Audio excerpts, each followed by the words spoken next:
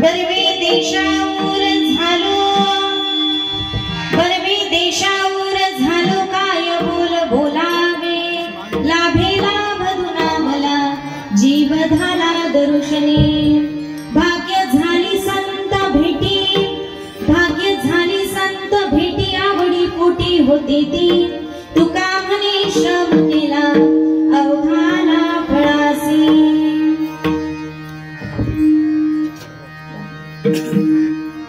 Vitthal Vitthal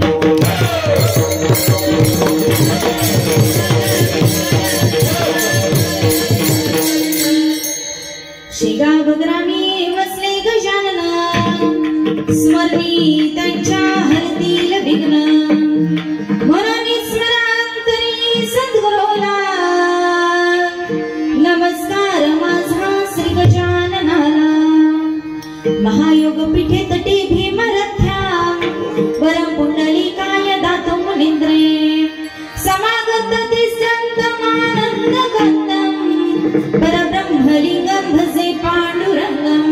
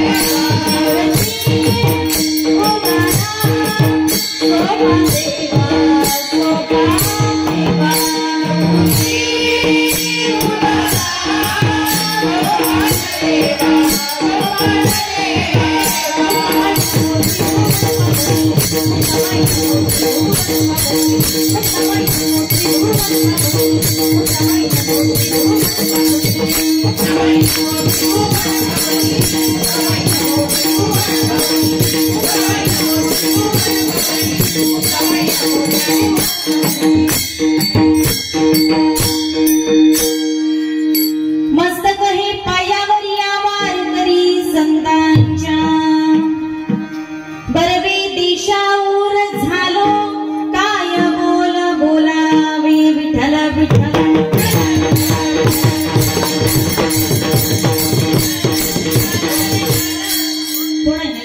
माईकचा eco कमी करा आणि आवाज वाढवा, मूळ आवाज, म्हणजे माझा आवाज स्पष्ट गेला पाहिजे. प्रभू प्रिय सज्जनांनो, सेवेकरता घेतलेला अभंग थोडासा इको नॉर्मल आहे.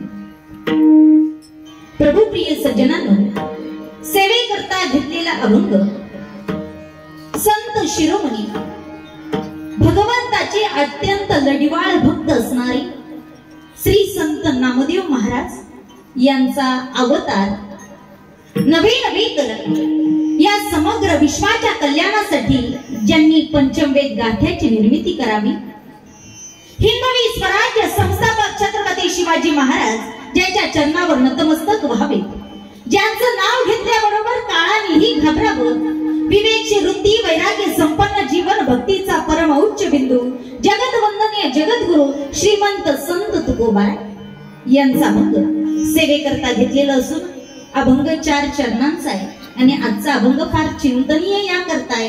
आजच्या या अभंगामध्ये जगद्गुरु तुकोबाराय संतांच्या भेटी नंतरची प्रतिक्रिया व्यक्त करतायत. विठ्ठला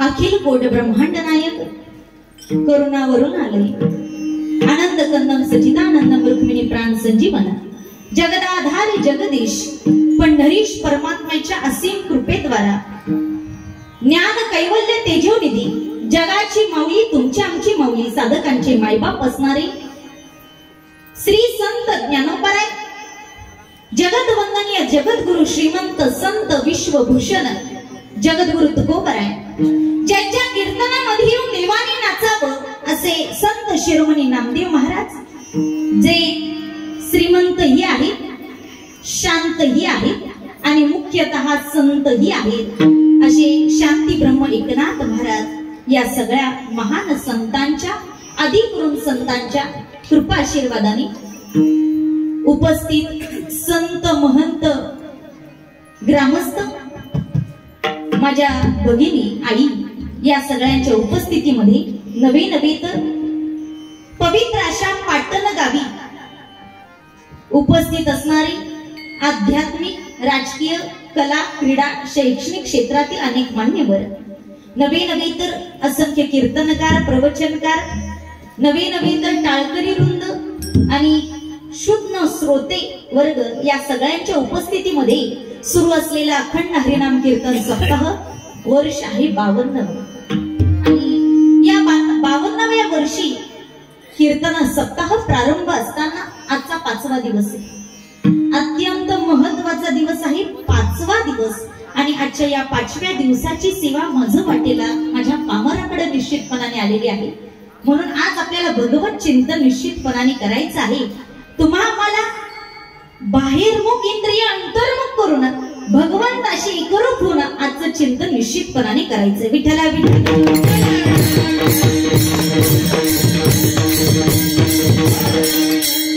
सोहळा फार सुंदर आहे, सप्ताहाचं आयोजन फार सुंदर आहे. सर्वप्रथम पाटण ग्रामस्थांसाठी एकदा जोरात टाळ्या, कारण फार सुंदर नियोजन आहे. आणि सुरुवातीला माझे भावनिक स्पंदन व्यक्त करणं मी माझं कर्तव्य समजते.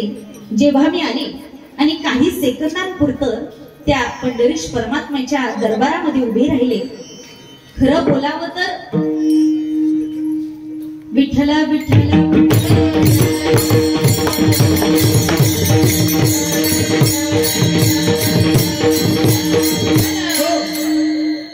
जणू काही प्रत्यक्षात आमच्या समोर परमात्माच उभा आहे असा सुंदर मूर्तिभाव भगवंताच्या मंडपामध्ये स्थित आहे. आणि तुम्ही आम्ही त्याच भगवंताची सेवा करत आहोत. सेवेकडे वळण्याआधी मला एका प्रश्नाचं उत्तर द्या. आजपर्यंत आपण भगवान श्रीकृष्णांची मूर्ती, भगवान श्रीकृष्णांचं स्वरूप कधी पांढऱ्या पाषाणामध्ये पाहिलंय का? पांढऱ्या काही ठिकाणी आहे ना, प्रभू श्रीरामांचं देखील आहे, भगवान श्रीकृष्णांचं देखील आहे, पहा आहे. पण आजपर्यंत कधी पंढरीश परमात्म्याचं स्वरूप कधी पांढऱ्या पाषाणामध्ये पाहिलं का? पाहिलं? आजपर्यंत तर मी महाराष्ट्र फिरले, महाराष्ट्रातील प्रत्येक गावांमध्ये तालुक्यांमध्ये गेले, पण आज आजपर्यंत मला तरी वाटत नाही की जगभरामध्ये या पंढरीश परमात्म्याची मूर्ती शुभ्र वर्णाची असेल. कारण नावच काय, पांडुरंग. आणि असा परमात्म्याचं स्वरूप, पांडुरंगाचं स्वरूप आम्हाला अत्यंत आवडतं. कारण आवडे हे रूप गोजिरे पाहता लोचन सुखावले. आणि खरं सांगू का, जेव्हा उभी झाली ना, लोचनच सुखावली. इथं आले आणि खरंच अंतकरणाला आनंद वाटला, मन शांत झालं, स्थित झालं. खरं तर इथपर्यंत धावपळ करत आले, पण भगवंताच्या समोर उभं झाल्यानंतर मात्र आमचं जे मन आहे, आता कुठे धाबे मन तुमचे चरण देखलिया, असं वाटलं आता हे मन कुठे धावणार नाही, आता हे मन कीर्तनामध्ये शांत होईल, एकांत घेईल हे मन. पण सगळ्यांसमवेत बरं विठाला विठ्ठल.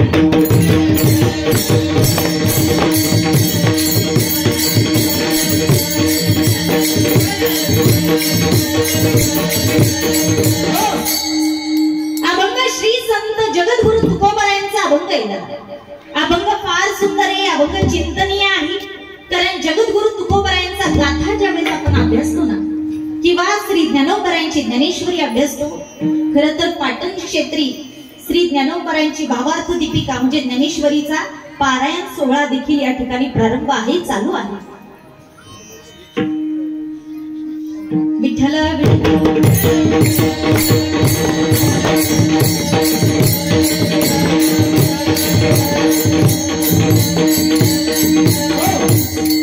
थोडी शांतता असेल तर बरं होईल. कारण माझी सवय, मन जोपर्यंत शांत होत नाही तोपर्यंत चिंतन करत नाही. आणि आज आपल्याला कीर्तनाच्या माध्यमातून चिंता नाही तर चिंतन करायचं. म्हणून मन कुठेतरी आम्हाला स्तब्ध आणि शांत ठेवावं लागेल. निश्चितपणाने आज ज्यांचा अभंग घेतलेला आहे ते वैराग्याची मूर्तिमंत पुतळे आहे. देहू निवासी जगदवंदनीय जगद्गुरु श्रीमंत संत तुकोबारायांचा अभंग आहे. ज्या वेळेस आम्ही जगद्गुरु तुकोबारायांचा अभंग गाथा अभ्यासण्याकरता समोर घेतो ना दादा, त्या जगद्गुरु तुकोबारायांच्या अभ्यास गाथेमध्ये अभ्यासत असताना एक गोष्ट आमच्या बारकाईने लक्षात येते, चिंतनामध्ये येते की जगद्गुरु तुकोबाराय आध्यात्मिक आणि सामाजिक दृष्टीने पाहिलं तर ब्रह्मचर्याश्रम, गृहस्थाश्रम, वानप्रस्थाश्रम आणि संन्यासाश्रम सगळ्या आश्रमांमध्ये निश्चितपणाने प्रत्येकाचं जीवन अगदी सोयीस्कररित्या कशा पद्धतीने चांगलं जीवन जगता येईल या प्रकारचे सिद्धांत जगद्गुरु तुकोबारायांनी गाथेच्या माध्यमातून दिले. एकदा का गाथा अभ्यासला ना दादा, तुमचा आमचा माथा जागेवर आलाच म्हणून समजा. इतरत्र कुठेही जाण्याची गरज नाही. आणि आणखी साहित्याच्या दृष्टीने बारकाईने विचार केला ना तर जगद्गुरु तुकोबारायांचा गाथा हा कालानुरूप आहे. नवे नवे तर सकल संतांचे अभंग चिंतन पहा, अभंग रचना पहा, कालानुरूप आहे. म्हणजे ज्या काळातील श्रोता त्यांच्या समोर आहे त्या कालानुसार त्यांची वाङ्मयाची भाषा आहे हे स्पष्ट आम्हाला जाणवतं. कारण ज्ञानोबारायांचा म्हणजे कैवाल्य साम्राज्य चक्रवर्ती ज्ञानियांचे राजे ज्ञानोबारायांच्या ज्ञानेश्वरीचा विचार जर आम्ही केला ना तर ज्ञानेश्वरीमध्ये थोडी भाषा आम्हाला जड वाटते ना. साधकालाही त्याच्या बुद्धीचा कस लावा लागतो. तेव्हा कुठे ज्ञानेश्वरीचा भाव आमच्या अंतरंगामध्ये उतरतो. थोडीशी भाषा जड वाटते. नामदेव महाराजांच्या गाथेतील देखील थोडी भाषा जड आहे, पण अगदी सोपं करून पुन्हा अगदी काही कालावधी पुढे या शांती ब्रह्म नाथबाबांचा जर आपण भावार्थ भागवत असेल, भावार्थ रामायण असेल जर पाहिलं तर थोडीशी भाषा कुठेतरी सोपी आम्हाला वाटते ना. म्हणजे ज्ञानेश्वरी समोर घेत असताना, आम्ही पारायण करत असताना एक वेळेस मागच्या माता भगिनी ऐकताय ना, आपल्या घरामध्ये ज्ञानेश्वरी आहे. माता भगिनी किती जणांच्या आहे हात वर करा. हा धन्यवाद, बरेच जणांचे आहे. आणि ज्यांच्या नाही त्यांनी हात खालीच ठेवा. आमच्या घरामध्ये ज्ञानेश्वरी आहे, गाथा आहे, पण ज्ञानेश्वरीचा अर्थ आम्हाला लवकर उलगडत नाही. अगदी कस लावावा लागतो. अनेक वेळा तर असं होतं, मी कीर्तनाला गेले की आवर्जून सांगते आपल्या घरामध्ये ज्ञानेश्वरी असावी आणि एक तरी ओवी आपण वाचावी, कमीत कमी एक ओवी वाचावी. तसे दररोजचं पारायण तर केलंच पाहिजे. त्यातली एक आई उभ्या राहिल्या आणि मला म्हटल्या, ताई वाचली असती हो, पण ज्ञानेश्वरी मराठीत हवी होती. मग ज्ञानेश्वरी मराठीत मराठीतच आहे, पण आधी भाव धरुनिया वाचावी, भाव धरून वाचावी लागेल तेव्हा अर्थ समजेल. पण श्री संत शांती ब्रह्म नामदेव नाथ बाबांनी मात्र जर भावार्थ रामायणाचा विचार केला, सरळ ओवी जरी वाचली तर त्याचा अर्थ आम्हाला उलगडतो.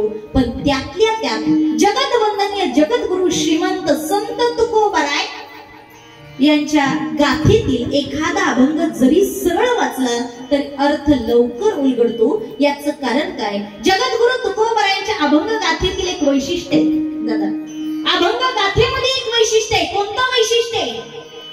व्यवहारातील भाषेनी परमार्थ समजून सांगणं हे वैशिष्ट्य जगद्गुरु तुकोबारायांचे. हे वैशिष्ट्य जगद्गुरु तुकोबारायांचे.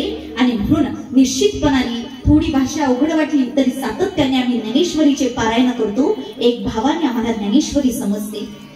पण पुढे नाथबाबांचा जर विचार केला, वाङ्मयाचा विचार केला, तर नाथबाबांनी आम्हाला भावार्थ रामायण असेल, भावार्थ भागवत असेल, नवीन नवीन अनेक ग्रंथ आम्हाला दिले, चिरंजीव पद दिलं.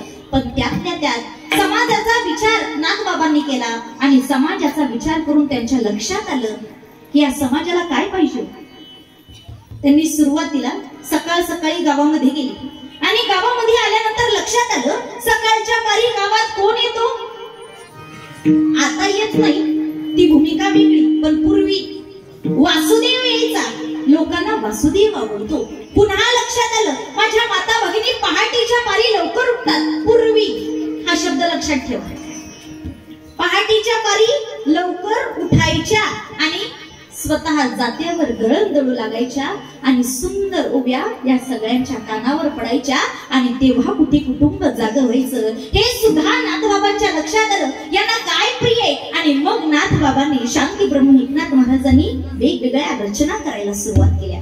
आणि त्यातून परमार्थ समजून सांगत असताना त्यांनी भारुडा रचित केली. आणि भारुडा रचित करत असताना शांती ब्रह्म एकनाथ महाराज म्हणतात, नबरा नको ग बाई मला तसला नको ग बाई, नबरा नको ग बाई मला तसला नको ग बाई, नबरा नको ग बाई मला तसला नको ग बाई, नबरा नको ग बाई मला तसला नको ग बाई, नबरा नको ग बाई मला तसला नको ग बाई, नबरा नको ग बाई.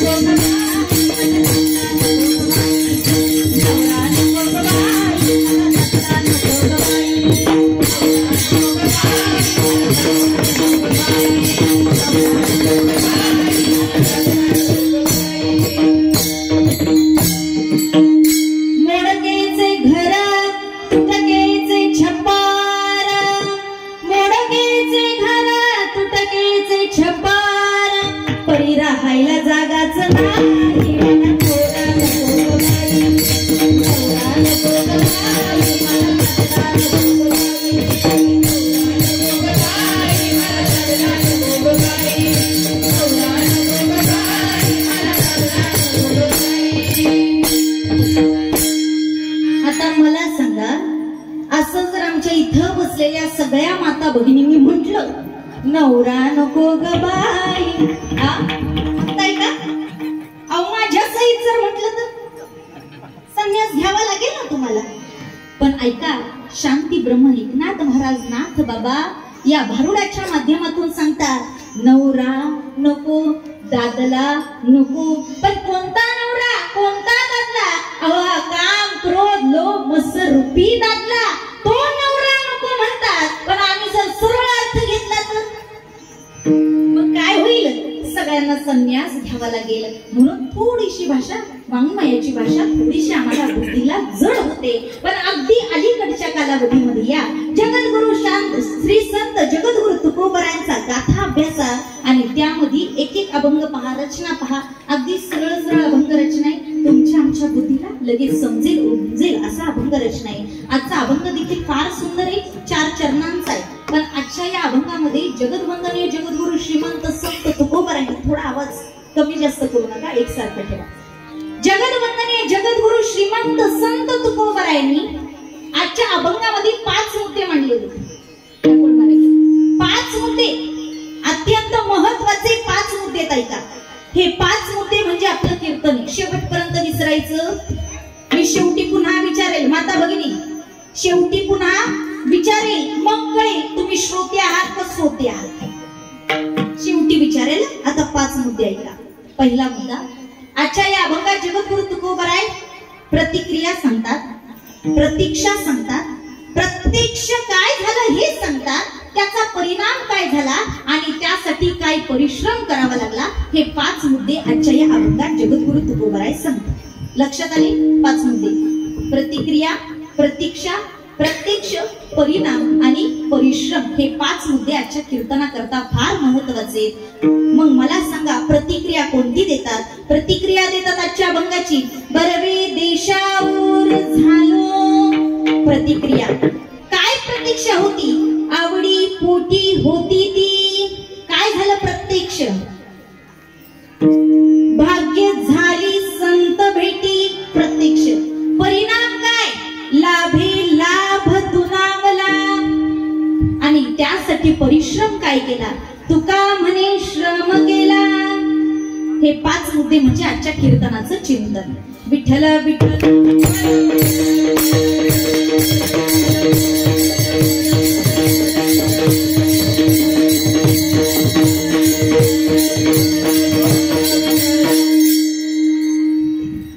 सगळ्यांना विनंती आहे, थोडं थोडं पुढे सरकून घ्या, म्हणजे मागचे मंडळी आले की मागे बसतील.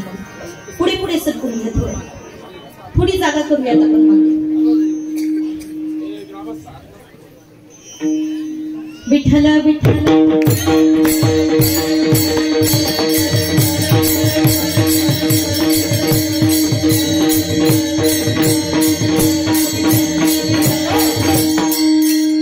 महाराज 5 मुद्दे लक्षात आले.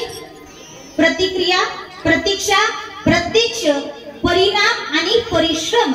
हे 5 मुद्द्याचे महत्वाचे. पण मला सांगा, जर प्रतिक्रिया समोर यावी असं जर वाटत असेल तर सगळ्यात महत्वाचं काय? या 5 मुद्द्यांपैकी सगळ्यात महत्वाचा मुद्दा आहे. आपलं लक्ष इकडे ठेवा.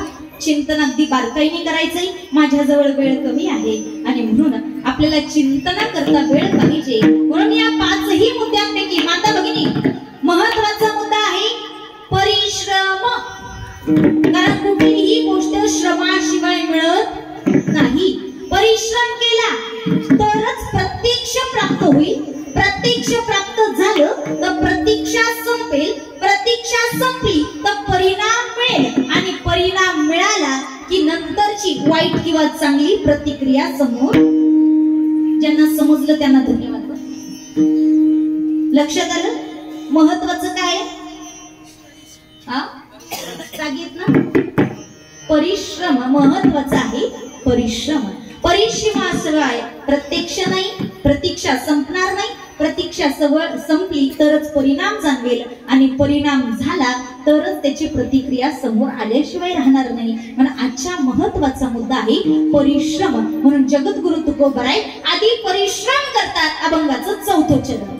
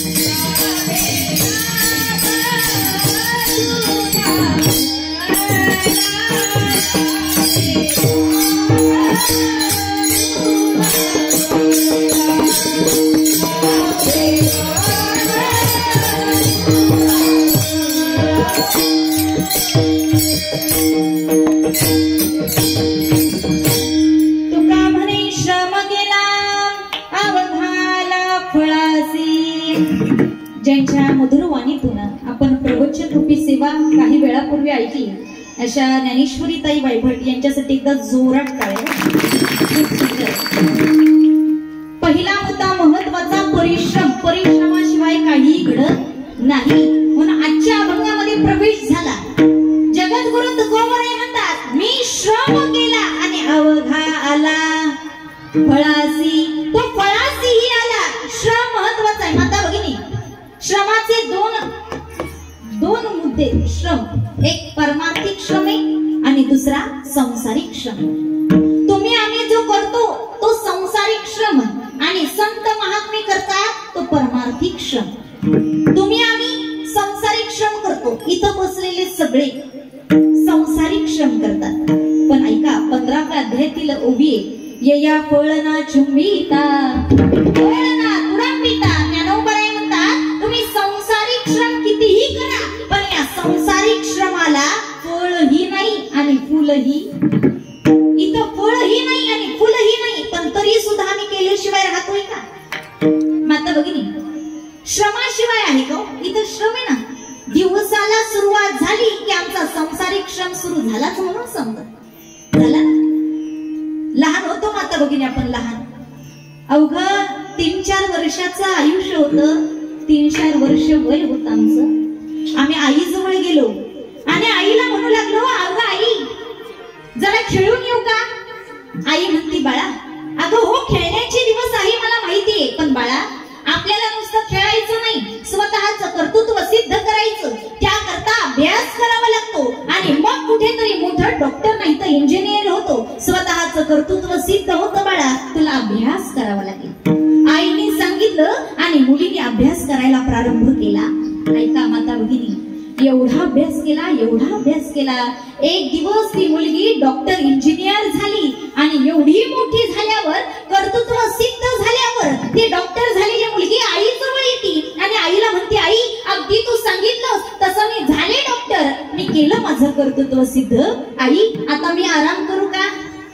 आई म्हणती, नाही बाळा, अगं मुलगी म्हणजे काचेचं भांड, किती दिवस घरामध्ये ठेवणार तिला? एक ना एक दिवस शुभमंगल सावधान करून सासरी निघून जावं लागेल. बाळा तुला सासरी जावं लागेल. मग सासरी गेली, काय करायचं तो आराम. आता आईचं मुलीने ऐकलं, झालं लगेच झालं. आता कीर्तनात जरा लवकर होतं, शुभमंगल सावधान झालं लग्न. आता ती आली सासरी आली. आईला फोन केला, आई झाला आता विवाह, आता काय करू? आता करू का आराम? आईने उत्तर दिलं, बाळा अगं आता तर संसाराची जबाबदारी पडली, आता हा संसार फुलवावा लागेल. म्हणजे आई अगं लेकीची कूस पवित्र झाल्याशिवाय, त्या लेकीला मातृत्व प्राप्त झाल्याशिवाय तिला धन्यता नाही. अगं एखादं तरी मूल होऊ दे. झालं, एकदा का मूल झालं की तुला आरामच आराम. झालं, पहिलं मूल झालं. अगं ये बाळा एक नाही, हम दो हमारे दो, अजून एखादं होऊ दे. झालं, दुसरंही मूल झालं. आई आता 2 मुलं झाली, शाळेत जाऊ लागली, आता तरी आराम करू का? नाही बाळा, आता तर जबाबदारी वाढली. काय जबाबदारी? मुलांना संस्कार द्यावे लागतील, वाढवावं लागेल, घडवावं लागेल, त्यांना शाळेत पाठवावं लागेल, उत्तम संस्कार करून त्यांना पंखामध्ये बळ द्यावं लागेल. बाळा ज्या दिवशी आता त्यांचं कर्तृत्व सिद्ध होईल ते कामाला लागतील, समजावं तुला आरामच. ऐकताय ना? आरामच आराम. झालं, मुलांच्या संस्कारांमध्ये एवढी स्वतःला बिझी करून घेतलं, कधी वेळ गेला कळलं नाही. आणि आता मुलं मोठी झाली, कामाला जाऊ लागली. आईला फोन केला, आई झाली मुलं मोठी, आता तरी आराम करू का? आई म्हणती, बाळा अगं आता मुलांचं शुभमंगल. एकदा का मुलांचं झालं, मुलांच्या डोक्यावर अक्षता पडल्या, घरामध्ये सून आली की तुला काय कमी? मग आहे ना. आता सांगितल्यानुसार मुलांचीही लग्न झाली. आता आईला नाही केला फोन, आता डायरेक्ट आरामाला गेली. घरात सून आलेली होती ना, आता डायरेक्ट आरामाला गेली. पण आता मात्र मुलगा आला, आई तुला कळतं का नाही, नवीनच सून घरात आली, आले आराम. अगं तिला संसार कळू कळू दे, तिला कुठं काय ठेवलं एवढं तरी समजू दे, तुला आरामच आराम. आता सून संसारामध्ये रुळी. माता भगिनी, प्रत्येक स्त्रीच्या जन्माची कहाणी सांगते बरं. प्रत्येक स्त्रीच्या इथं आहे तेवढ्या, जेवढ्या जगभरामध्ये आहेत तेवढ्या स्त्रीच्या जन्माची कहाणी सांगेल. आता मात्र घरामध्ये सून आल्यावर सुद्धा आराम नाही. आता सुनेला घरातलं कळू लागलं, संसारामध्ये रुळली आणि आता आराम करायला गेली. मुलगा पुन्हा आला, म्हटला आई अगं तुला आराम करायचाय, पण खरं सांगू का, तुला आता एक नातू होणार आहे. एखादा का नातू घरामध्ये आला की नातूला घ्यायचा आणि तुझा आरामच आराम. आता ऐका, सुंदर गोंडस नातू आजीच्या हातामध्ये आला. आता आजीला नातवाशिवाय करमत नाही आणि नातू आजी शिवाय राहत नाही. आराम राहिला बाजूला. काही दिवसांनी नातू शाळेत जाऊ लागला. आता हिला वाटलं आता तरी आराम आहे ना, म्हणून आरामाला गेली. तेवढ्यात पती देव आले. अगं बाई माझे पाय दुखतात, हात दुखतात, दाबून देतेस का? पतीची सेवा करता करता हिचा आराम बाजूलाच राहिला. एक दिवस जगाच्या बापाला तिची आठवण झाली. कोणाला माहितीये? पिता हमस्य जगतो माता धाता पितामह. जगाचा बाप त्याला आठवण झाली. आयुष्य गेलो पण तिने कधी आराम केला नाही. आवाज दिला, सर्व सुखाची आशा जन्म गेला.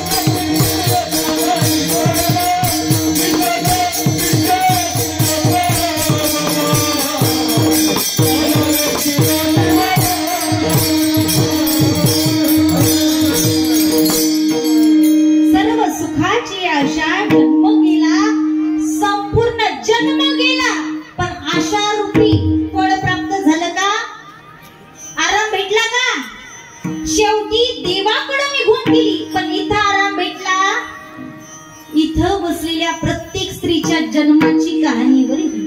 प्रत्येक स्त्री अंतःकरणापासून एवढंच म्हणत असती, देवा हे सगळं परिश्रम करते कशासाठी? संसारासाठी. वेळ प्रसंगी स्वतःच्या अस्तित्वाचा त्याग करते संसारासाठी. पण काय फळ मिळतो?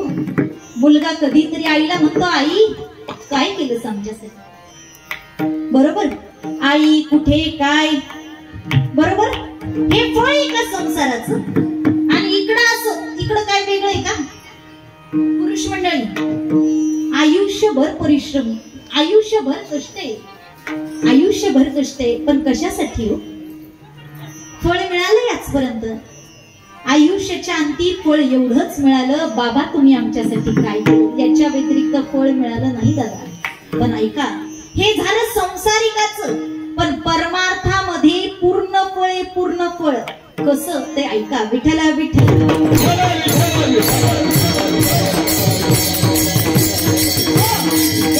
संसारामध्ये काय फळ नाही, पण परमार्थामध्ये पूर्ण फळ कसं? महाभारतामध्ये एक असं पात्र आहे की ज्यांचं नाव घेतल्याबरोबर अंगावर काटा येतो. का माहितीये? त्यांच्यासारखं कष्टमय जीवन, त्यांच्यासारखी प्रतिज्ञा या जगामध्ये कोणीच करू नये. ज्यांचं नाव आहे देवव्रत, मूळ नाव आहे देव गंगा आणि शंतनू पुत्र. लहानाचे मोठे होत असताना आई आणि एका एका मुलाला पाण्यामध्ये सोडून द्यावं.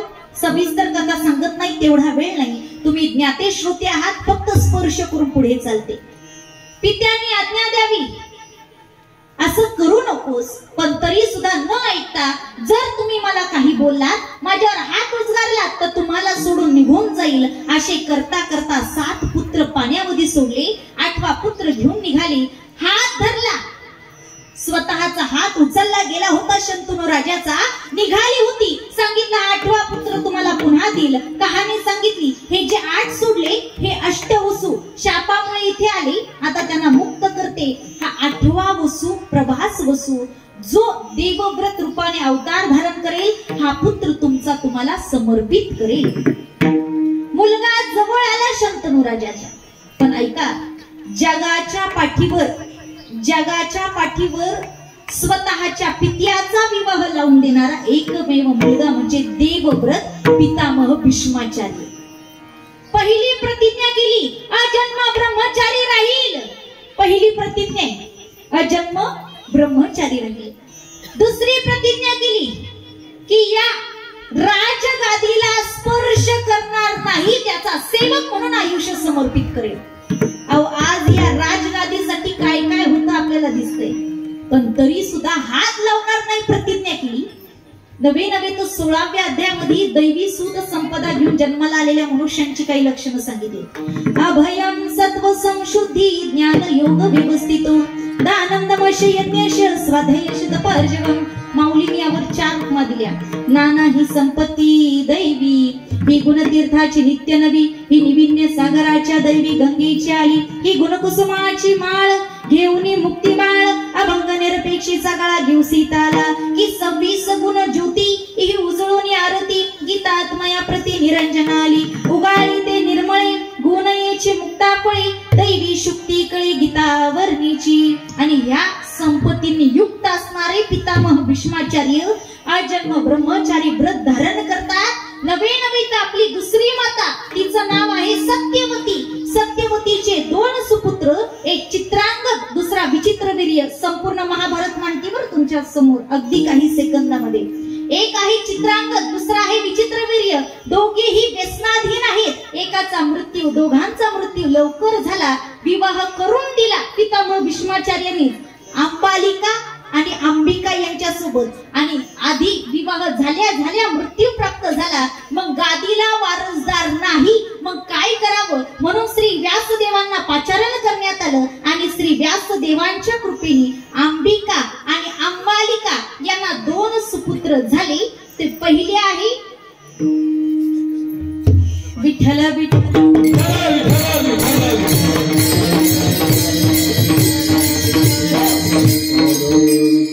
कुठपर्यंत होतो आपण? 2 सुपुत्र झाले. पहिला पुत्र आहे धृतराष्ट्र आणि दुसरा आहे पांडुराजा. संपूर्ण महाभारतेवर आहे. पांडुराजा धाकटा आहे, धृतराष्ट्र मोठा आहे. पण धृतराष्ट्र डोळ्यांनी आंधळा आहे, जन्मांध आहे. माऊली वर्णन करतात, नुसता डोळ्यांनी नाही आंधळा, तो आतूनही आंधळा आहे. संजय दुखविले अंतकरण नवल नव्हे दैवा दगडणे, हा जीव धाकुटा आहे तू म्हणे, तव तू आतूही आंधळा असा हा धृतराष्ट्र. आता राजगादीवर बसवायचं कोणाला? बसवायचं होतं पांडुराजाला. का? धृतराष्ट्र जन्मांध. सगळी तयारी झाली असता पांडुराजाला राजा केला. पण या सगळ्यामध्ये पितामह भीष्माचार्य मात्र स्तब्ध उभे झाले. पुन्हा पांडुराजा झाला, शापित झाला, पुन्हा वनवासाला गेला, मृत्यू पावला. 5 पांडव जन्माला आले, इकडे कौरव जन्माला आले. आता कौरव आणि पांडवांमध्ये पितामह भीष्माचार्य आहे. नवे तर पांडवांचा विवाह द्रौपदी सोबत झालेला आहे. आणि भर सभेमध्ये ज्यावेळेस स्वतःच्या नाथ सुनेच वस्त्रहरण डोळ्यासमोर होत आहे, पण तरी सुद्धा काहीही न बोलू शकणारे पितामह भीष्म स्वतःची मान खाली घालून उभे. कारण वचनामध्ये बांधले गेले श्रम. पहा बरं, मुख्य विषय श्रम. संसाराबद्दल श्रम पितामह भीष्माचार्यांनी पुष्कळसा केला. पुष्कळसा म्हणजे संपूर्ण महाभारतामध्ये मुख्य पात्र आहे पितामह भीष्माचार्य. पण ऐका, याच संसाराचं फळ काय मिळालं? इकडे पितामह भीष्माचार्य सेनापती, भयंकर असं आहे आणि भयंकर युद्धामध्ये 8-10 दिवस संपून गेलेले आणि त्यावेळेस पितामह भीष्माचार्य असे समोर उभे आणि शकुनी मामा दुष्ट दुर्योधनाच्या कानामध्ये सांगतोय, पितामह आपल्या बाजूने लढताय, त्यांच्यासारखा उत्तम धनुर्धारी, त्यांच्यासारखा शक्तिमान दुसरा जगामध्ये कोणी नाही. आपल्या बाजूने असून सुद्धा कौरवांपैकी एकही वाचत नाही आणि पांडवांपैकी एकही मरत नाही. याचा अर्थ असा, पितामह भीष्माचार्य शरीराने आपल्या सोबत आहे पण मनाने पांडवांसोबत. अहो, आयुष्य रक्षणा करता घालवलं, गादीच्या रक्षणा करता घालवलं, पण शेवटी फळ काय मिळालं? तुम्ही लढता एका पक्षात आणि तुमचं मन दुसऱ्या पक्षात, असा आरोप केला जावा. शेवटी पितामह भीष्माचार्याने प्रतिज्ञा केली, उद्या सूर्यास्त होण्याच्या आत निष्पांडव पृथ्वी कर. क्रोधामध्ये प्रतिज्ञा केली. ऐका, महाभारत आणि रामायण या कथा नुसत्या ऐकायच्या नाहीत बरं दादा, नुसत्या ऐकायच्या नाहीत, यातून शिकण्यासारखं पुरेसं आहे. रामायण आम्हाला शिकवतं, कितीही आनंद होऊ द्या, कितीही आनंद होऊ द्या, पण तरी सुद्धा कोणाला कोणताही शब्द देऊ नका. देव लोकामध्ये गेलेले दशरथ राजा सोबत कोण आहे? सोबत आहे कौसल्या नाही, जिने वरदान मागितलं होतं अशी राणी सोबत आहे. आणि राणीने सांगितलं, राजा म्हणतोय सांग, तू रथ उचलून धरला म्हणून मी आज जिवंत आहे, देव लोकांमध्ये विजय झालेला आहे, सांग कैकेयी तुला काय पाहिजे ते सांग. आणि मग मात्र कैकेयीने म्हणावं, राजा आता नाही, वेळ आल्यावर मागितलं. आणि वेळ आल्यावर काय मागितलं? पहिल्या वरामध्ये भरताला राजगादी आणि दुसऱ्या वरामध्ये वनवास मागितला. आनंदामध्ये वचन दिलं होतं, म्हणून आनंदात कोणालाही शब्द देऊ नका हे आम्हाला रामायण शिकवतं. आणि महाभारत काय शिकवतं माहितीये? कितीही क्रोध आला, कितीही राग आला तरी रागावर विजय मिळवा, पण त्या रागामध्ये कुठलीही प्रतिज्ञा करू नका, काही वाईट साईड बोलू नका, हे आम्हाला महाभारत शिकवतं. कारण एकट्या दुष्ट दुर्योधनाने भर सभेमध्ये रागाने क्रोधाने म्हणावं, सुईच्या अग्रभागी बसेल एवढी ही जमीन देणार नाही. महाभारत घडलं, 39,600 सैन्य मारले गेलं, सोपी गोष्ट नाही. जेवढे काही उत्तम होते सगळे मारले गेले, ही सोपी गोष्ट नाही. हे आम्हाला महाभारत शिकवतं. पितामह भीष्माचार्याने प्रतिज्ञा केली, पण त्यानंतर सुद्धा अर्जुने ना अगदी शांत झोपला. हा प्रसंग फार महत्वाचा आहे बरं. अर्जुन शांत झोपला. देव असं हलवून जागे करतात, अर्जुना तुला माहित नाही का? म्हटले काय? पितामह भीष्माचार्याने प्रतिज्ञा केली. मग अरे पितामह भीष्माचार्यांनी ज्यांची प्रतिज्ञा खरी ठरते, आजपर्यंत प्रतिज्ञा केल्या खऱ्या ठरल्या, अशा भीष्माचार्यांनी प्रतिज्ञा केली, म्हटले निष्पांडव पृथ्वी करेल. अर्जुन काय म्हटला माहिती? तरी सुद्धा मी शांत झोपणार. म्हटले का? उत्तर दिलेलं फार महत्वाचं आहे माता भगिनी, ऐका.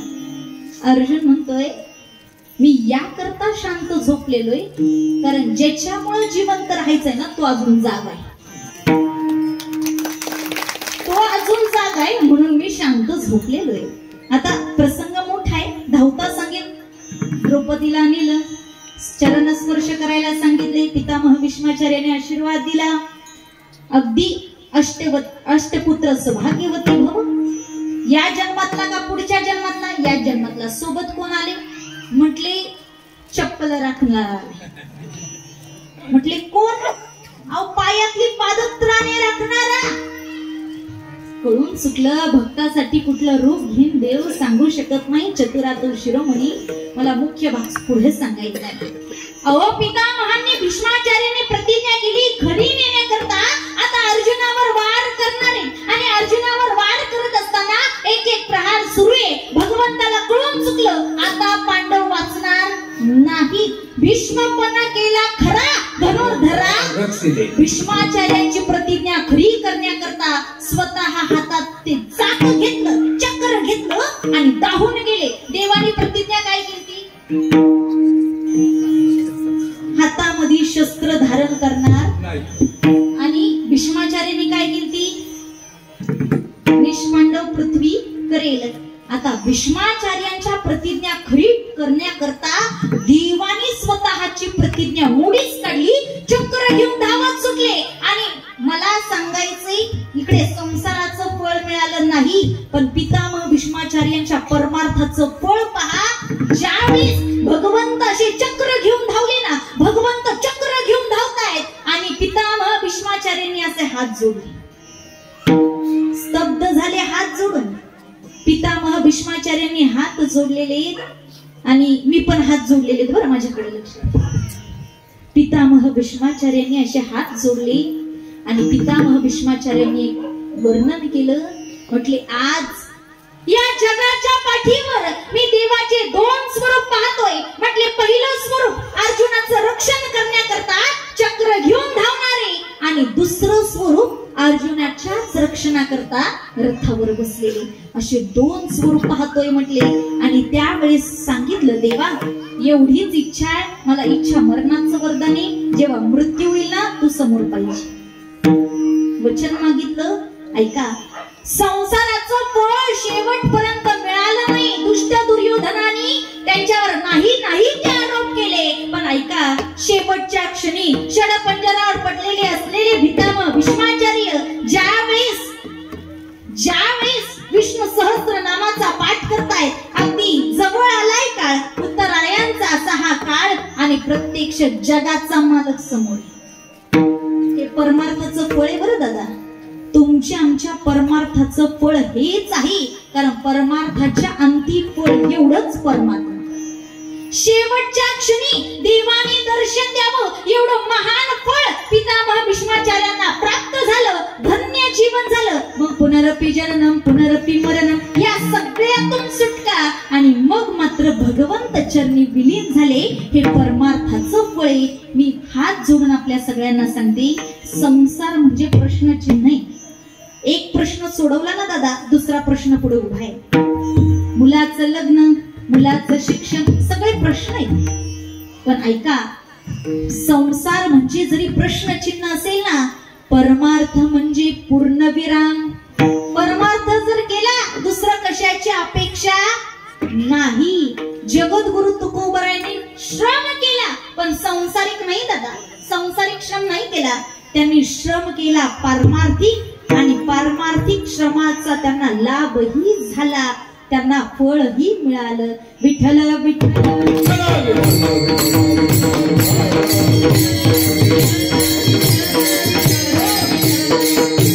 त्यांना परमार्थिक श्रम केला आणि परमार्थिक श्रमाचं फळ मिळालं.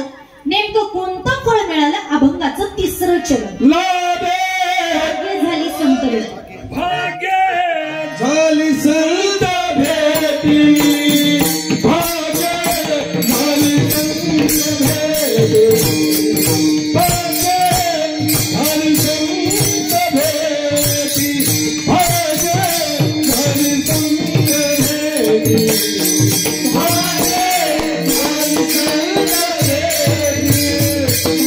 भाग्य झाली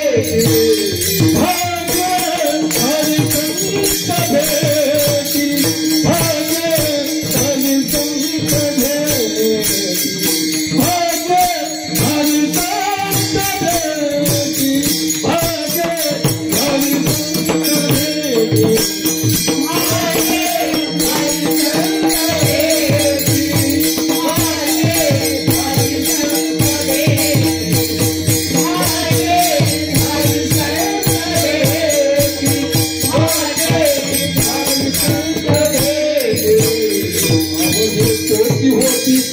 आवडी होती होती ते, आवडी होती होती ते, लाभे लाभदू लाभे लाभदू लाभे लाभदू लाभे लाभदू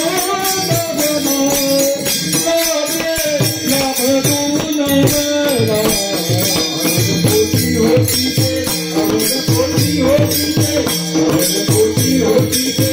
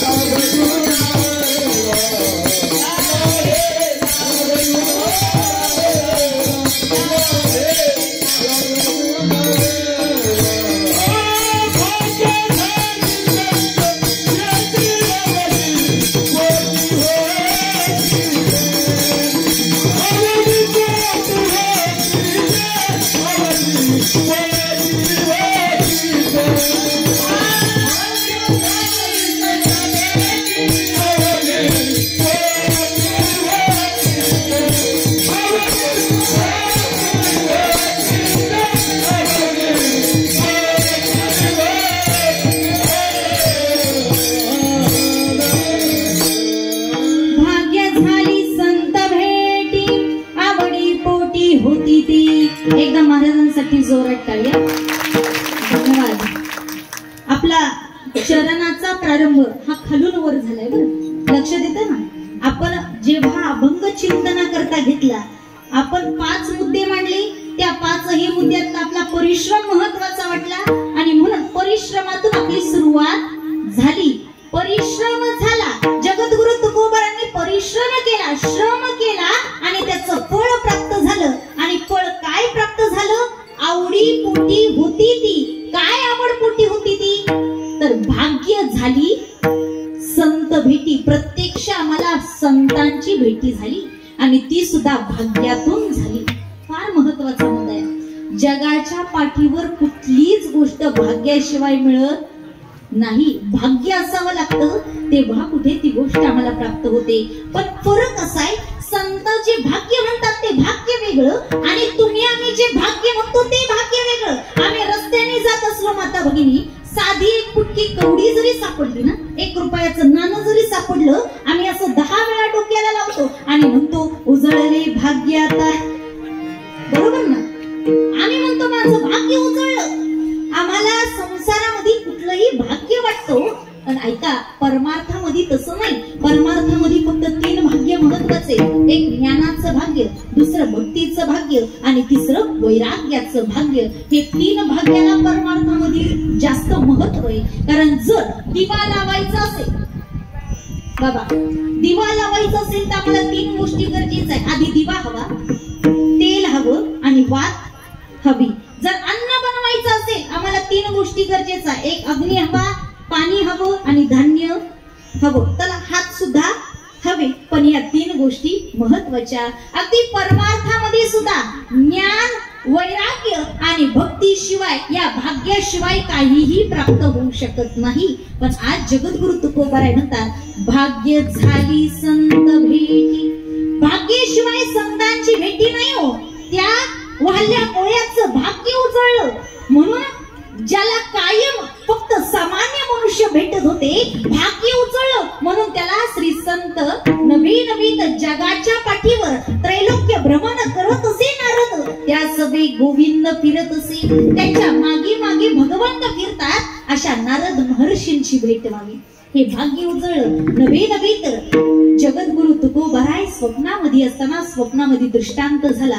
बाबाजीने आपुले सांगितले नाम, मंत्र दिला राम कृष्ण हरी. मग माझ्या जगद्गुरु तुकोबारायने म्हणावं की माझं भाग्य उजळले भाग्य आता अवघी चिंता. भाग्यच उजळलं. संतांची भेट ही भाग्यातून होते. आणि संगना घडे भाग्या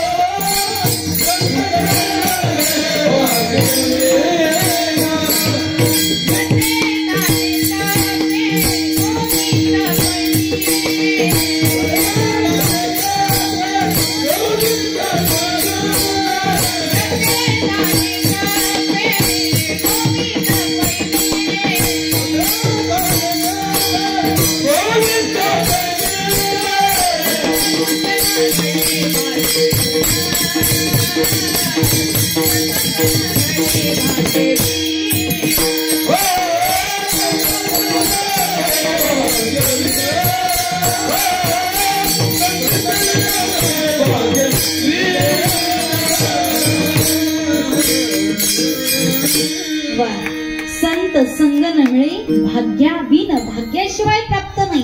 पण त्यासाठी तुकोबारांनी प्रतीक्षा केली. कोणती? आवडी पोटी होती ती. पोटी आवड होती हो. तुमची आमची आवड वेगळी आहे, संतांची आवड वेगळी आहे. तुमच्या आमच्या पोटामध्ये कशाची आवड असेल त्याचं मला वर्णनाच्या कीर्तनात करायचं नाही, पण संतांच्या पोटामध्ये संतांच्या भेटीचीच आवड, म्हणून प्रत्यक्ष भाग्य झाली संत भेटी जगद्गुरु तुकोबराय म्हणतात. आणि म्हणूनच त्याचा परिणाम काय झाला माहितीये?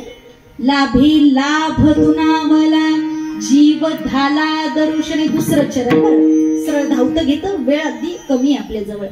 जगद्गुरु तुकोबराय म्हणतात लाभे लाभ तुनावला. परिणाम काय झाला? अहो लाभात लाभ झाला, जीव झाला झाला दर्शने. माझा जीव अगदी तृप्त झाला. लाभात लाभ. तुम्ही म्हणाल ताई तुकोबरायांचा लाभात लाभ झाला, आमचा कायम तोट्यात तोटाच होतो. मरण्याचे अंगी पडिता ती अवघी रोग.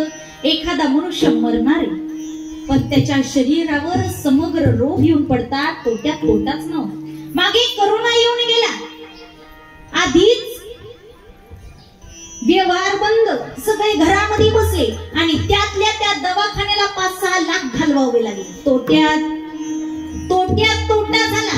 काहींचा तोट्यात फायदा होतो. माता भगिनी तोट्यात कसा?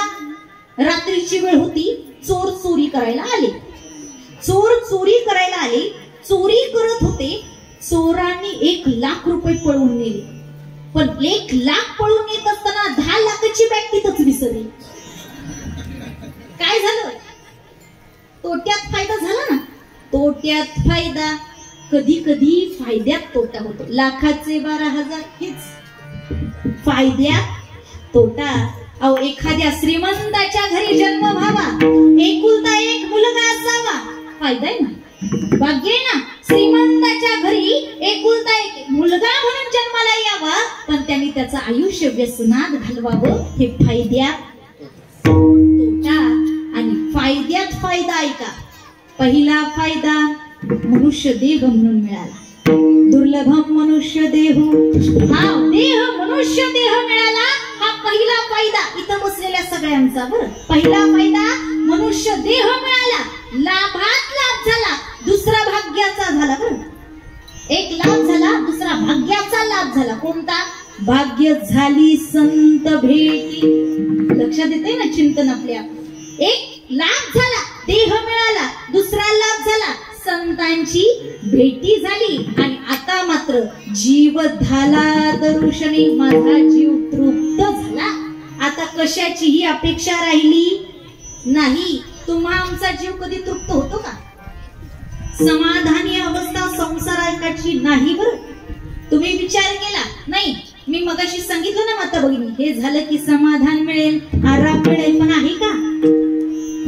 नाही हो, समाधान मिळणार नाही. नुसते चटकेच खावे लागतात. माझ्या माता भगिनी म्हणतात ना, नवी नवी तर फार सुंदर म्हटलेलं आहे. अरे संसार संसार जसा तवा चुल्यावर, आधी हाताला चटके तेव्हा मिळते भाकर. अरे संसार संसार जसं कपशीचं घर, बशी बसी आरामशीर कप. तुम्ही शांत ऐकून घेतात ना? अहो हा संसार असा आहे का? कधी हाताला चटकेच मिळावे लागतात आणि तेव्हा कुठं भाकर खायला मिळती. पण या संसारामध्ये एवढी धावपळ आमचा जीव समाधान पावत नाही. कारण सुख समाधान या ज्या गोष्टी आहेत ना, या परमार्थाच्या, संसाराच्या नाही, संसाराच्या नाही. कबीरजी महाराजांनी फार सुंदर दोहा सांगितला. चिटी चावल ले चली, चिटी चावल ले चली, बीच में मिल गई दाल. कहे कबीर दोना मिले, एक ले एक दाल. अर्थ सांगू का? कबीरजी महाराज फार सुंदर दोहा सांगतात. चिटी म्हणजे मुंगी. एवढी मोठी असते ना? नाही, ती एवढीशीच असते. पण तरी सुद्धा त्या मुंगीला माहिती असतं कोणत्या गावामध्ये, कोणत्या गल्लीमध्ये, कोणत्या घर नंबर मध्ये, कोणत्या रूम मध्ये, कोणत्या फळीवरती, कितव्या नंबरला, कोणत्या डब्यामध्ये साखर माहिती असतं ना. कारण तिची तेवढी इच्छाशक्ती प्रबळ असते. तिला सगळं काही माहिती असतं. एकदा चिटी चावलने चली. चावल म्हणजे भात, भाताचा एक दाना. चिटी जास्त चावल घेऊन जाऊ शकत नाही. ठाकर बाबा जास्त चावल घेऊन जाऊ शकत नाही. तिने एकच दाना घेतला, असा डोक्यावर घेतला. माता भगिनी असा डोक्यावर घेतला. काय काय तांदळाचा दाना. जास्त तांदूळ पावशर 1 किलो नाही, एकच दाना घेतला आणि निघाली. चिटी चावल ले चली, बिचने मिल गई दाल. अहो एक वाटाण्याची डाळ भेटली. एकच होती बर, एक वाटाण्याची. कहे कबीर दोना मिले. जर तुला भात खायचा असेल तर वरणाचा त्याग कर, वरण खायचं असेल तर भाताचा. दोना मिले एक ले एक. तसंच जीवन तुमचं आमचं. तुम्हा मला याची अपेक्षा असते आणि त्याची सुद्धा अपेक्षा असते. आमचे हात दोन्ही दगडावर असले असं आम्हाला वाटत असतं, पण नाही. जगतामध्ये एक सुख पाहिजे असेल तर दुसऱ्याला विसरावं लागतं. पण जर परमार्थामध्ये जर गेलो, परमार्थामध्ये जीव तृप्त होतो. तृप्त झाल्यावर कशाचीही अपेक्षा राहत नाही. अहो रावणाजवळ काय कमी होतं? सगळं काही होतं, पण तरी सुद्धा त्याच्या अंतःकरणात तृप्तता, समाधान नव्हतं. पण ऐका, त्या रावणाच्या अंतःकरणात तृप्तता, समाधान नव्हतं म्हणून रामायण घडलं. धृतराष्ट्राच्या अंतःकरणात तृप्तता, समाधानता नव्हती म्हणून महाभारत घडलं. पण जगद्गुरु तुकोबाराय म्हणतात, जीव झाला दर्शने, दर्शनामुळे माझा जीव समाधान झाला. म्हणजे परिश्रम केला त्यामुळे प्रत्यक्ष भाग्य झाली संत भीती. त्यामुळे प्रतीक्षा संपली, आवडी पोटी होती ती. आता काय झालं? आम्हाला लाभे लाभ तुनावला, जीव झाला दरुशने. आणि या सगळ्यामुळे हा परिणाम झाला, लाभे लाभ तुनावला. परिणामानंतर प्रतिक्रिया समोर येते. म्हणजे एखादा परिणाम झाला, परिणाम एखाद्या गोष्टीचा झाला की मग तो चांगला झाला का वाईट झाला याची प्रतिक्रिया समोर.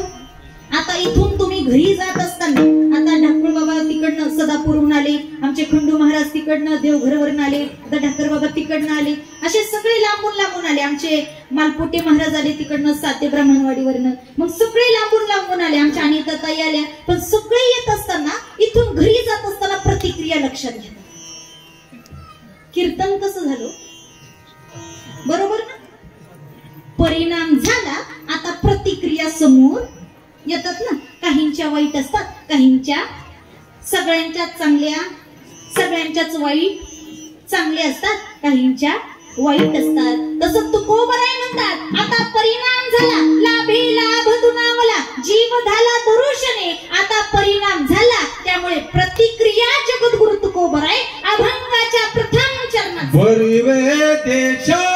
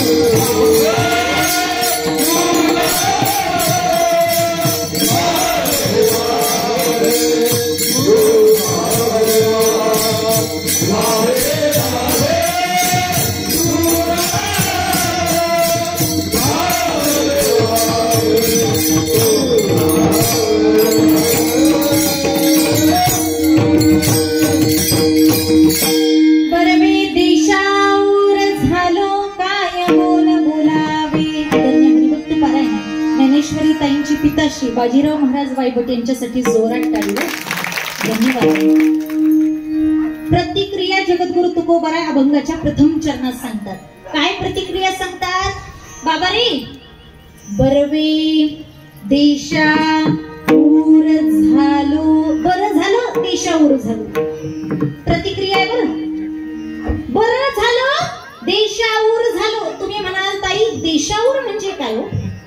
जगद्गुरु तुकोबाराय म्हणतात बरं झालो एका देशातून दुसऱ्या देशात गेलो. ही प्रतिक्रिया आहे. देशाऊर म्हणजे एका देशातून दुसऱ्या देशामध्ये जाणं. तुम्ही म्हणाल ताई काहीतरी चुकतंय, कारण जगद्गुरु तुकोबाराय कुठेच गेले नाही. अहो काशीला जायचं होतं, काशीला, तर जगद्गुरु तुकोबारायांनी काशीसाठी गयेसाठी एक पत्र लिहिलं. तुम्ही विश्वनाथ दीनरंगम्यानाथ कृपा कराल ती थोडी पाया पडील. तुकोबारायांनी पत्र पाठवलं आणि तुकोबाराय कुठेच गेले नाही. ते फक्त वारी करायला पंढरीला, दुसरीकडं नाही. ते फक्त म्हणतात आम्ही पंढरीचे वारकरी. वाराणसी गया पाहिली द्वारा पहिले तुका पंढरी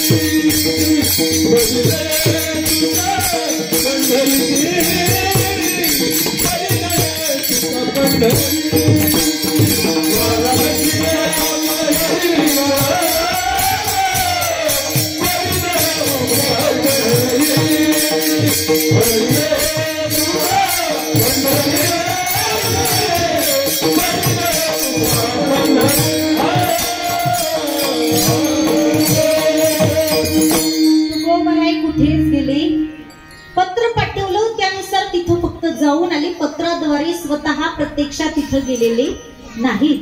तरी सुद्धा तुकोबाराय म्हणतात बरवे देशाऊर झालो. काय बोलावे तरी सुद्धा म्हणतात. आम्ही म्हणतो सारे जहां से अच्छा हिंदुस्तान हमारा.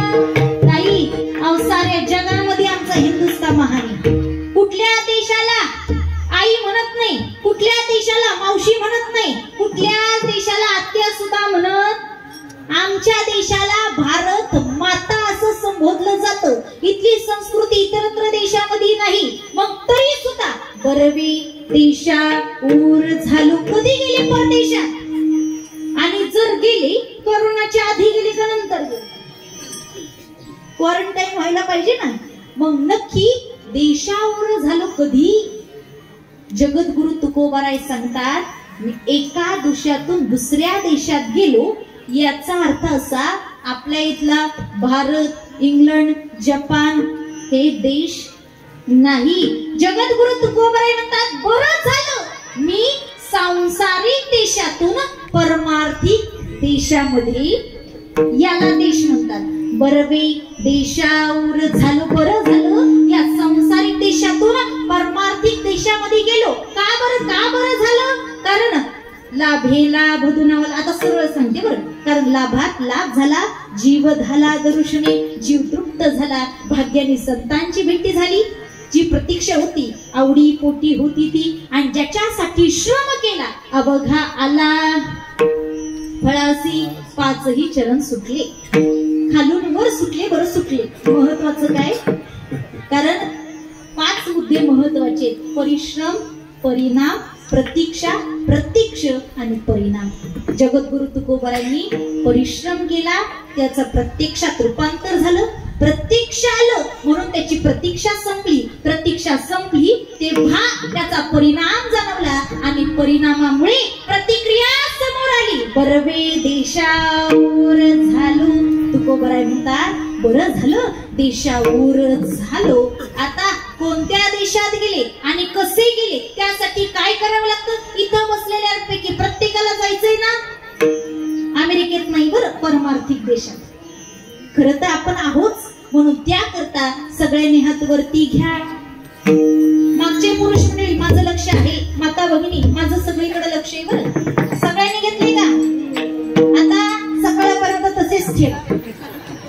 या हात वरती प्रत्येकाने अंतःकरणातून त्या विठुरायाला साथ घालायची. सगळ्यांनी त्याच्याकडे पाहायचं आणि अंतःकरणापासून त्याचा जय घोष करायचा. विठो पावड कुमारी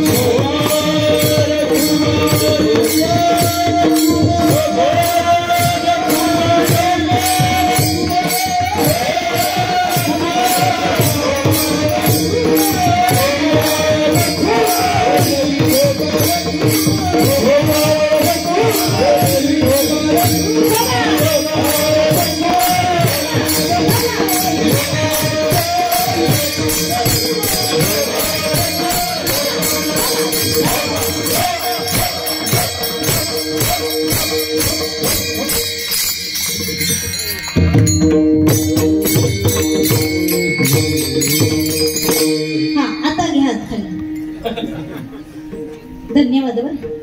खरं तर वारकरी संप्रदायाच्या दृष्टीने अगदी वारकरी संप्रदायाच्या परंपरेनुसार चारही चरणांचा आपण अगदी धावत्या वेळेत का होईना चिंतन करण्याचा एकंदरीत प्रयत्न केला. माझ्या हातामध्ये अवघी 10 मिनिटं फक्त आणि फक्त प्रबोधना करता. विठ्ठल विठ्ठल.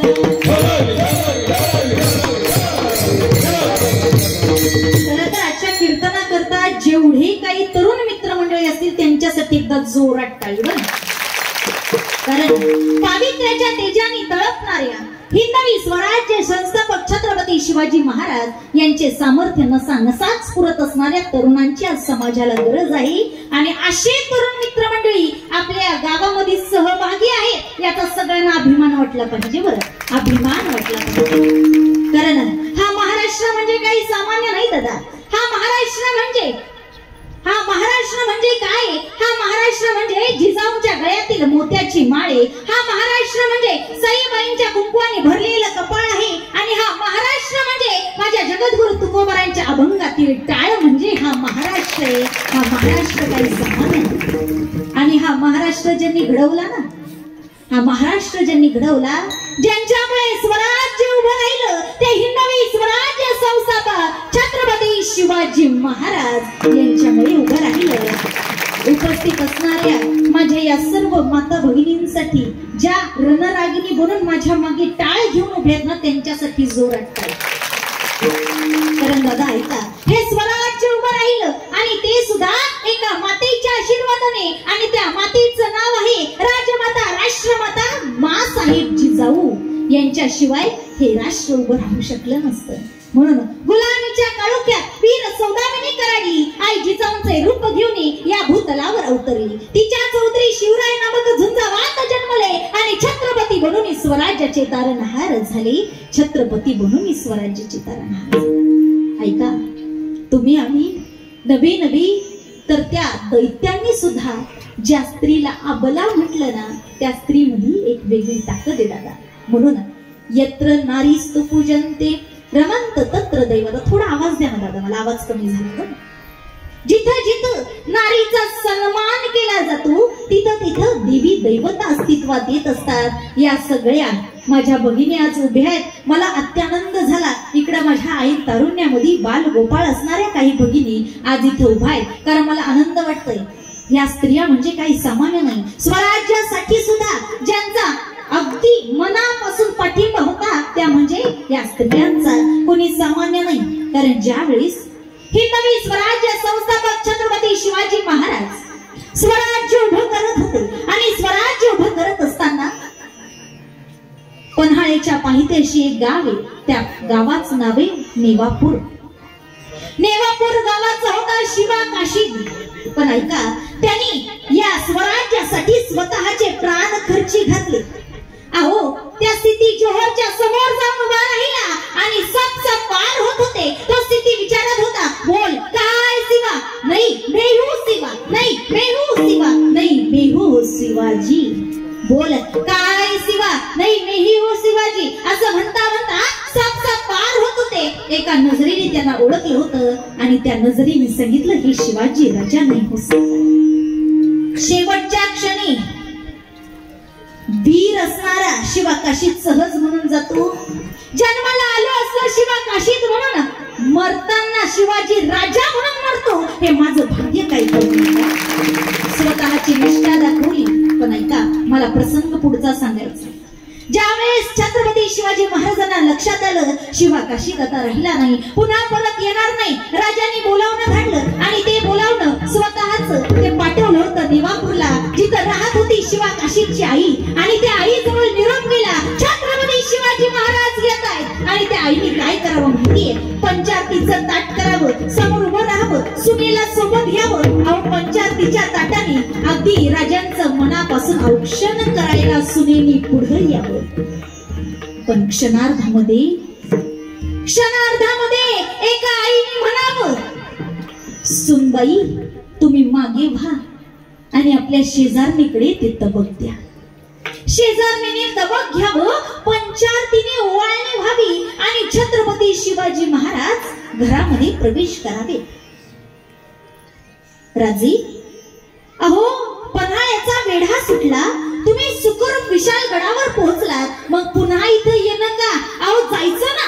राजमाता राष्ट्रमाता यांच्या जवळ, आई जवळ न जाता तुम्ही या आई जवळ का आलात? राजाने हसून म्हणावं, जशी जिजाऊ आऊ साहेब आमच्या आई, तशा तुम्ही सुद्धा आईच ना. राजे थांबा, तोंड गोड करा. सुनबाई गुळ पाणी आणा बरं. राजांनी खान मान घालावी. राजांनी म्हणावं, आई अगं आनंदाचा नाही दुःखाचा निरोप घेऊन आलोय आई. कसं बोलावं, तोंडातून शब्द फुटत नव्हते. कसं सांगावं आई? अगं आई तुझा शिवा काशीद गेला ग आई. कसं सांगावं, तुझ्या शिवा काशीदानं स्वतःचा प्राण खर्ची घातला. कसं सांगावं आईला? पण तरी सुद्धा शब्द फुटफुटले राजे. अगं आई इथं काही आनंदाची बातमी नाही, दुःखाची बातमी घेऊन आलो आई. अगं शिवा काशीद गेला ग. तुझ्या शिवानी या स्वराज्यासाठी स्वतःचा प्राण दिला ग. गेला आई, शिवा गेला. राजांना अपेक्षित होतं त्या आईने म्हणावं आणि टाहू फोडावा शिवा म्हणून. पण ऐका, स्वराज्यातील आई होती ती, त्या शिवा काशीदाच्या आईने म्हणावं, ते काय मला ठाव नाही होय, मला माहित नाही. आम्हाला माहिती आहे शिवा नाही राहिला. आई हो माहितीये मला. जेव्हा तुम्ही एकल्यानं येताना दिसला ना, तेव्हाच कळलं माझा शिवा नाही राहिला स्वराज्यामध्ये, म्हणून तर तबक शेजारणीकडे गेले. पण आई तरी सुद्धा पंचारतीचं ताट, तरी सुद्धा गोड पाणी नाही गाई, नाही ग. कसं कसं कसं पान फेडू गाई, कसे तुझे उपकार फेडू, असं म्हणावं राजाने. आणि हा परडा फोडावा त्या शिवा काशीदाच्या आईने, हा परडा फोडावा, मोठमोठ्याने आक्रोश करावा. पण तरी सुद्धा राजांनी म्हणावं, आई कळतंय आम्हाला, एकुलत्या एका लेखाने जाणं काय असतं, आईची अवस्था काय होईल माहिती आम्हाला.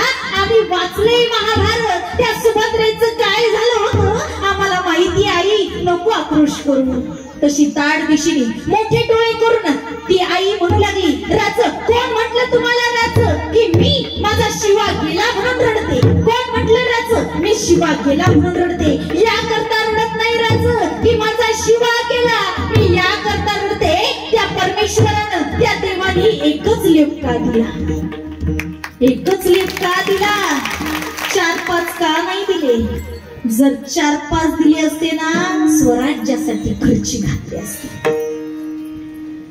जशी एक आई म्हणती एकच लेप का दिला, तशी खांद्यावरचा पदर कमरेला खोचते सून आणि समोर येते आत्या. अहो असं का म्हणतात की देवाने एकच लोक दिला, मग मी कोण? आत्या मी तुमचा मुलगा नाही, पण मी तुमची मुलगी. आत्या अहो मी तुमची लेक नाव. या स्वराज्यासाठी आमचे हे गेले म्हणून काय झालं, त्यांच्या पाठीमागे मी सुद्धा खंबीरपणाने लढन.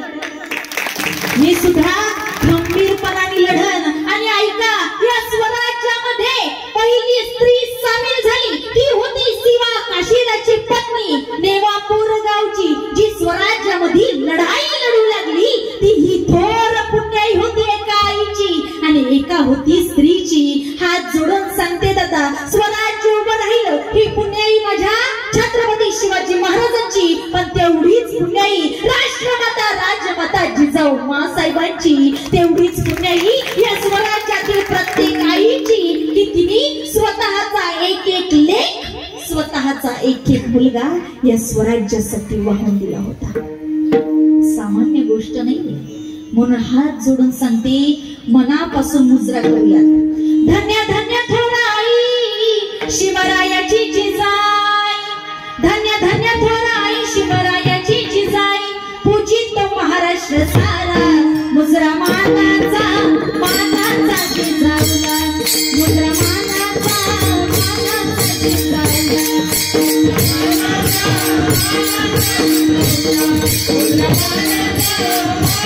ऐका, छत्रपती शिवाजी महाराज आहे, ज्यांच्या अंतःकरणामध्ये राजमाता राष्ट्रमाता जिजाऊ मासाहेब, त्यांनी मनापासून मुजरा मानाचा करा. कारण ऐका, या धर्म मंडपाखाली आपण बसलोय ना दादा, आपले पाठीचे कणे ताट आहेत. अंतःकरणाने त्या विठुरायाला आम्ही साथ घालू शकतो. हे कशामुळे घडतंय? नसता बसलो आम्ही इथं. काशिकी विद्याशालीची मथुराने मशीद होती, एक शिवाजी नाही होता तो सक्की सुनता होती. पण ज्यांच्यामुळे घडलं ना, त्या राष्ट्रमाता राजमाता जिजाऊ मासाहेब गुरु सामान्य. हात जोडून सांगते माता भगिनी, आम्ही ज्या ज्या वेळेस राजांचं नाव घेऊ त्या वेळेस पुण्यवान आईचं नाव आमच्या मुखात आलंच पाहिजे आणि त्या मातेला मानाचा मुद्रा केलाच पाहिजे. पण मनापासून म्हणा, मुद्रा मानाचा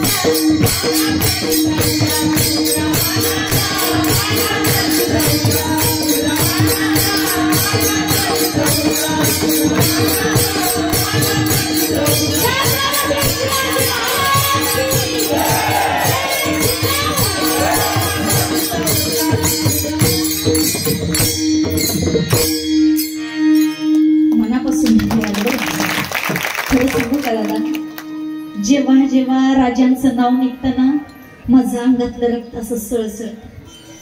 दररोज 2-2 कीर्तन करते, पण जेव्हा राजांचं नाव येतं ना, संपूर्ण शक्ती पणाला लागते. कारण माझ्या राजांचं चरित्र सामान्य नाही. तुम्ही आम्ही आज आनंदात बसलोय, पण त्यासाठी ते भर उन्हामध्ये 24 तास घोड्यावर प्रवास केलेला आहे, मात्र विसरू नका. आणि ते सुद्धा याच मावळाच्या दर्या खोऱ्यांमधून, आणि त्याच मावळ तालुक्यामध्ये आपला जन्म. हे भाग्य कमी आहे का? ते भाग्य फार मोठं आहे आणि मी तर फार नशिबान समजते स्वतःला. जेव्हा मराठवाडा विदर्भ तिकडे कीर्तन होतात ना, मावळ तालुक्यातून आलोय याचा एवढा अभिमान त्यांना असतो. कारण त्यांना माहितीये मावळ म्हणजे हिंदवी स्वराज्य संस्थापक छत्रपती शिवाजी महाराज यांची शक्ती आणि जगतवंदनीय जगद्गुरु श्रीमंत संत तुकोबारायांची भक्ती याचा संगम म्हणजे मावळ तालुका. फार आनंद होतो त्या लोकांना. आणि तेव्हा आमच्या दोघांचंही, माझे पती असतील माझंही, अगदी अभिमानाने गर्वाने अभिमान वाटतो की आम्ही या मावळ तालुक्यात राहतो. आणि खरंच मी स्वतःला फार भाग्यवान आणि धन्यवाद व्यक्त करते या परमेश्वरासमोर. कारण अगदी भावाने परमार्थ करते. माझा संपूर्ण भाव त्या श्री विठ्ठलाच्या चरणावर ठेवते. दादा, कितीही धावपळ असली ना, ज्ञानेश्वरीच्या 50 ओव्या वाचल्याशिवाय रात्रीची झोप शांत लागत नाही.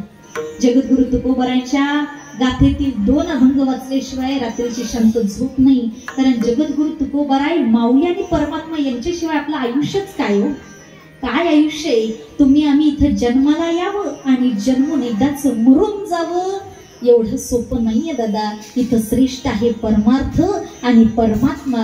याकरता जर आपला देह समर्पित झाला ना, तेव्हा समजावं आमच्या देहाचं सार्थक लागलं. आणि याकरता मी तर अतोनात प्रयत्न करते माझ्या या कीर्तनाच्या माध्यमातून आपलं मनोरंजन नसेल झालं, पण मनोरंजन निश्चितपणाने झालं असेल. कारण कीर्तनच या करताय. आपल्या वारकरी संप्रदायाची परंपरा काही सामान्य नाहीये. आणि तीच परंपरा आपल्या स्वानंद सुख निवासी परम आदरणीय जोग महाराजांनी आम्हाला घालून दिलेली परंपरा ही आम्हाला मनोरंजनासाठी नाही, मनोरंजनासाठी परमार्थ म्हणून वारकरी संप्रदायाची पताका म्हणून 4ही चरण सोडवली. आणि आज तरुणांना प्रबोधन म्हणून 10 मिनिटं प्रबोधनही करण्याचा एकंदरीत प्रयत्न माझ्या या कीर्तनातून मी निश्चितपणाने केला. आणि तुमच्या बुद्धीला तो पटला असेल अशी अपेक्षा व्यक्त करून ज्या साधू संतांनी मार्ग दाखवला त्या साधू संतांचं एकदा भजन. ज्ञानेश्वर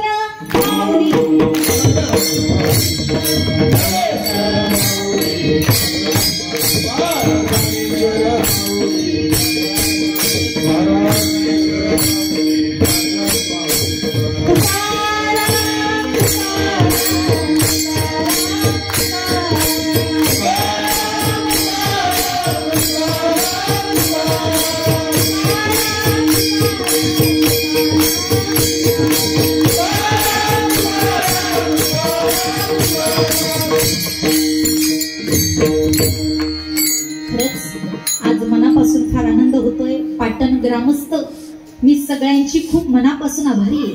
त्याचप्रमाणे हरिभक्त पारायण दशरथ महाराज तिकोनी असतील, श्री चंद्रकांत महाराज तिकोनी असतील. कारण त्यांनी बोलवलं नसतं तर मला तुमच्या सगळ्यांचं दर्शन झालं नसतं. कारण मागे कोळवणला कीर्तन झालं, तिथं इथली मंडळी होती आणि ते म्हटले ताई आमच्या गावी तुम्हाला यावंच लागेल. मी म्हटलं दादा पाटणला तर सेवा दिलेली आहे, पण नंतर लक्षात आलं ते साताऱ्याचं पाटण आहे आणि आपल्या मावळ तालुक्यामध्ये वेगळं पाटण आहे. म्हणून निश्चितपणाने आजची ही सेवा तुम्हा ग्रामस्थांच्या वतीने माझ्या वाटेला आली. त्याकरता मी तुमच्या सगळ्यांचं प्रथमतः मनापासून आभार मानते. उपस्थित असणारे गुणीजन गायक वादक मंडळी, आता प्रत्येकाचा नामोल्लेख करणं काही शक्य नाही. खरं तर ज्यांच्या मधुरवाणीतून आपण प्रवचनरूपी सेवा ऐकली, खरं तर अगदी कमी वयामध्ये आणि कमी कालावधीमध्ये वारकरी संप्रदायाचे पायीकून वारकरी संप्रदायानुसार सेवा आमच्या ज्ञानेश्वरी ताई वायभट निश्चितपणाने करत असतात. त्यांचे आभार. त्यांचे पिताश्री आमचे वायभट महाराज बाजीराव महाराज वायभट असतील, बाकीचे सर्व महाराज मंडळी असतील. आता प्रत्येकाचा नामोल्लेख करणं माहीत नाही, म्हणून निश्चितपणाने आभार. इकडे आमचे खरं तर वारकरी संप्रदायातील ज्येष्ठ व्यक्तिमत्व खरं तर माझ्या बाजूला उभे, म्हणून त्यांचे मनापासून आभार महाराज. त्याचप्रमाणे त्यांच्या बाजूला आपल्या प्रवचनकर्ता अनिताताई मोरे फार सुंदर प्रवचन करतात. ताईंचं देखील आपल्या भागाचं वैभव आहे, ताईंचं देखील मनापासून आभार. बाकीच्या सगळ्याच माझ्या माता भगिनी, तुम्ही देखील इथं उभं राहिलात, आनंद वाटला. रणरागिणी आहात, तुमचे मनापासून आभार. इकडे बालगोपाळ आमच्या ताई आहेत, त्यांचे आभार. आणि या दोनही चोपदारांसाठी एकदा जोरात टाळी वाजवा. आणि मुख्य सांगू का, जयश्री ताईवर सप्रेम भेट बरं. जिथं जिथं जयश्री ताईचं कीर्तन हे आमचे 2 चोपदार सप्रेम भेट. कारण आमचे आप्पा असतील आणि आमचे तानाजी मामा असतील. कारण का माहिती का, आता मागे कचरेवाडीला कीर्तन झाले, आमचे ठाकर दादा होते तिथे. कचरेवाडीला कीर्तन झाले, दादा आहेच. कुठेही कीर्तन असू द्या मावळ तालुक्यात, कळालं जयश्रीताईचं कीर्तन की आवर्जून उपस्थित असतात. माझ्यावर प्रेम करणारी दोन्ही मंडळी, त्यांचे मनापासून आभार व्यक्त करते. हार्मोनियम वादक आमचे बाबा, आमचे ज्येष्ठ व्यक्तिमत्व, त्यांचे मनापासून आभार. आणि आता मृदंगावर अनेक मंडळी बसले, त्यांचे सगळ्यांचेच मनापासून आभार. आता प्रत्येकाचा नामोल्लेख करणं शक्य नाही, केदारी महाराज उपस्थित आहेत, सगळ्यांचे मनापासून आभार. खरं तर उपस्थित असणारे आपल्या भागामध्ये ज्यांनी बाल गोपाळ नव्याने तयार केले, खरं तर तरुणांची गरज आहे, म्हणून आदरणीय संतोष महाराज मालपुटे असतील, आदरणीय खंडू महाराज आहेत, माझ्यावर नितांत प्रेम करणारे आदरणीय आमचे गुटकुले पाटील या ठिकाणी आवर्जून उपस्थित आहेत. आदरणीय ठाकूळ महाराज असतील, आदरणीय सरपंच मागे येऊन बसले ते उपस्थित आहेत, आदरणीय सातकर. सगळ्यांचा नामोल्लेख करत नाही बरं, घाबरू नका. तुम्हाला वाटलं आता ताई रात्री इथंच घालवतात की काय, मग उपस्थित सगळ्यांच्या चरणी आदरणीय दादा आवर्जून उपस्थित झाले. आणि सगळ्यांच्या वतीने एक आभार मानते. कारण जसं अर्जुनाचे सारथी म्हणजे देव, अर्जुनाची सारथी कोण, भगवंत, तसे माझे सारथी म्हणजे माझे भगवंत. माझे भगवंतच म्हणावं लागेल ना आता, देव पती देव, कारण त्यांच्याशिवाय मी इथं उभी नसतेच ना. आणि माझ्या सासूबाई त्यांच्या दोघांशिवाय माझा परमार्थ नाही बरं. कारण ही शक्ती प्रबळ असावी लागते. माझे मार्गदर्शन करते अर्थ उन्नती बँकेचे डायरेक्टर आदरणीय अक्षयजी महाराज येवले उपस्थित आहेत. त्यांचे देखील मनापासून आभार. सगळ्यांचीच आभार मानते. मुख्यतः समस्त ग्रामस्थ मंडळी, नियोजन करती समिती, सगळ्यांचे आभार मानून मुख्य तुमचे आभार. तुम्हीच नसतात तर कीर्तन कोणाला सांगितलं असतं, म्हणून मुख्य तुमचे आभार. जसं लहान मुलं असतं भाकरला काकर म्हणतं, आई म्हणते वा माझं मुलगी किती गोजीरवानं किती गोड बोलतोय, मी तुमची मुलगी आहे ना. मोठ्याने बोला, मी तुमच्या घरी अजिबात येणार, मी तुमची मुलगीच आहे. म्हणून जर काही चुकलं असेल, मावळ तालुका मुलगीच म्हणतो बरं, सून कधीच म्हणत नाही. म्हणून मुख्यतः मनापासून आभार. जर काही चुकलं असेल, बालक बोबडा बोली का वाकुडा विचुका पावली, ते चूज करून माऊली रिघे जीवे, जैसा स्वभाव माया बापाचा, अपत्य बोली जरी बोबडी वाचा, अधिकची दयाच संतोषाती. आणि एकदा आमच्या रुपाली ताईसाठी एकदा जोरात टाळी बरं. अहो, आपल्या मावळ तालुक्याला या माध्यमातून काळानुरूप प्रत्येकाने बदल झाला पाहिजे. मावळ तालुक्याला संपूर्ण महाराष्ट्रभर झळकवण्याचं काम रुपालीताई करतात. म्हणून रुपालीताईंचे देखील मनापासून आभार या ठिकाणी व्यक्त करते आणि माझ्या सेवेला पूर्ण विराम. तू कमाने